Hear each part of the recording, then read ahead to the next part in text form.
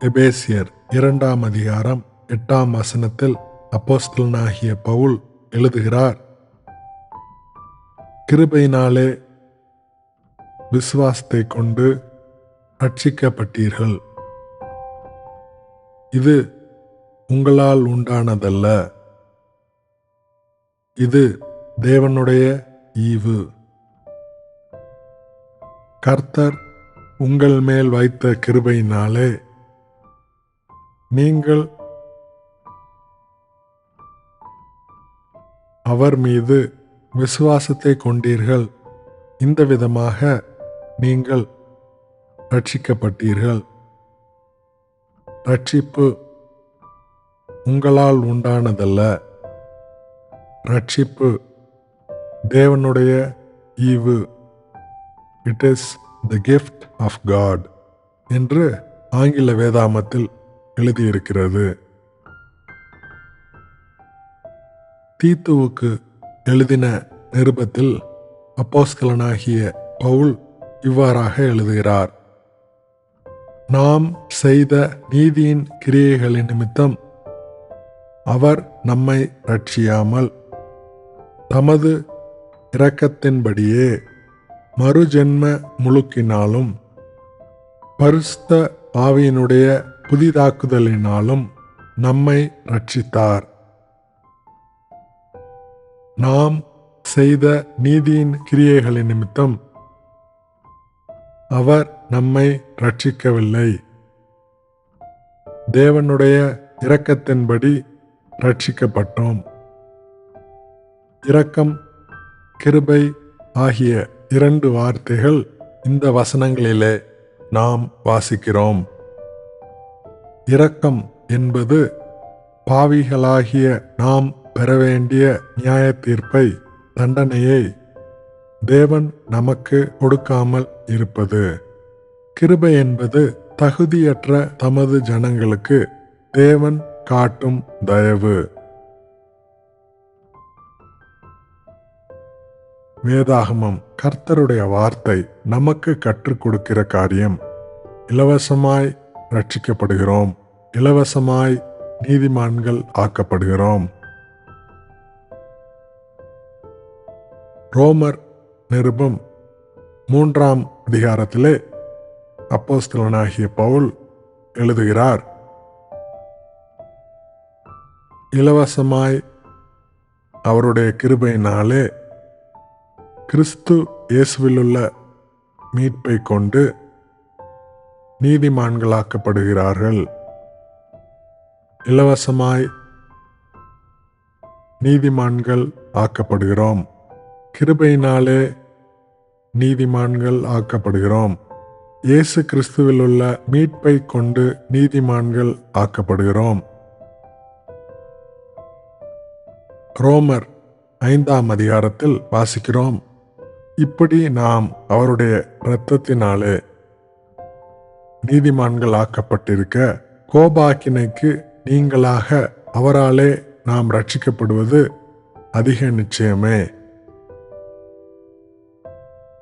இயேசு கிறிஸ்துவின் இரத்தத்தினாலே நீதிமான்கள் ஆக்கப்படுகிறோம்.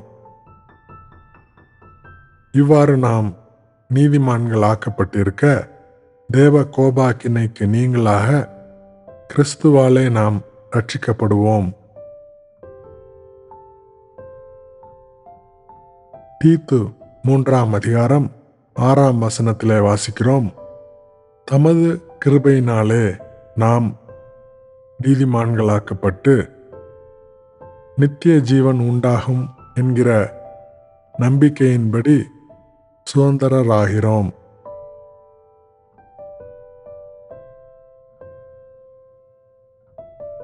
கிருபையினாலே நீதிமான்கள் ஆக்கப்பட்ட நாம் நித்திய ஜீவன் உண்டாகும் என்கிற நம்பிக்கையின்படி சுதந்திரராவோம். ரோமர் 5ஆம் அதிகாரம் 21ஆம் வசனத்திலே வாசிக்கிறோம், ஆதலால் பாவம் மரணத்துக்கு ஏதுவாக ஆண்டு கொண்டது போல கிருபையானது நம்முடைய கர்த்தராகிய இயேசு கிறிஸ்துவின் மூலமாய் நீதியினாலே நித்திய ஜீவனுக்கு ஏதுவாக ஆண்டு கொண்டது. பாவம் மரணத்துக்கு ஏதுவாக ஆண்டு கொண்டது. கிருபை கர்த்தராகிய இயேசு கிறிஸ்துவின் மூலமாய் நீதியினாலே நித்திய ஜீவனுக்கு ஏதுவாக ஆண்டு கொண்டது.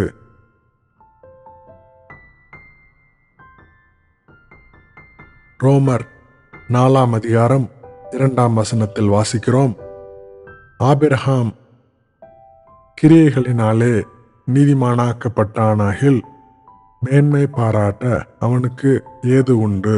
ஆகிலும் தேவனுக்கு முன்பாக மேன்மை பாராட்ட ஏதுவில்லை. தேவனுக்கு முன்பாக ஒருவனும் மேன்மை பாராட்டக்கூடாது. ஏன் இலவசமாய் நீதிமான்களாக்கப்படுகிறோம்? தேவனுக்கு முன்பாக ஒருவரும் மேன்மை பாராட்டக்கூடாது. இதுவரை நாம் கற்றுக்கொண்டது, தேவன் ஒருவர் தவிர நல்லவன் ஒருவனும் இல்லை. ரட்சிப்பு மனுஷரால் கூடாதது, தேவனால் கூடும். நித்திய ஜீவன் பரலோக ராஜ்யம் நீதிமான்களுக்கு மட்டுமே. நீதிமான் ஒருவனாகிலும் இல்லை. நியாயப்பிரமாணத்தின் கிரியைகளினாலே ஒருவனும் தேவனுக்கு முன்பாக நீதிமானாக்கப்படுவதில்லை. நியாயப்பிரமாணத்தின் கிரியைகளினாலே நீதிமானாக முயற்சித்தால் கிறிஸ்துவை விட்டு பிரிந்து சாபம் மட்டுமே கிட்டும். நியாயப்பிரமாணம் கொடுக்கப்பட்டதின் நோக்கம் பாவத்தை அறிகிற அறிவை நமக்கு தர, கிறிஸ்துவனிடத்தில் நம்மை வழிநடத்த. இயேசு கிறிஸ்து எல்லா நீதியையும் நிறைவேற்றினார். கிறிஸ்துவே நியாயப்பிரமாணத்தின் முடிவாயிருக்கிறார். இயேசு கிறிஸ்து நம்முடைய பாவங்களை சுமந்து தீர்த்தார். இயேசு கிறிஸ்துவனுடைய நீதி அநேகரை நீதிமான்களாக்குகிறது. இலவசமாய் ரட்சிக்கப்படுகிறோம். இலவசமாய் நீதிமான்களாக்கப்படுகிறோம். தேவனுக்கு முன்பாக ஒருவரும் மேன்மை பாராட்டாதபடிக்கு இலவசமாய் நீதிமான்களாக்கப்படுகிறோம்.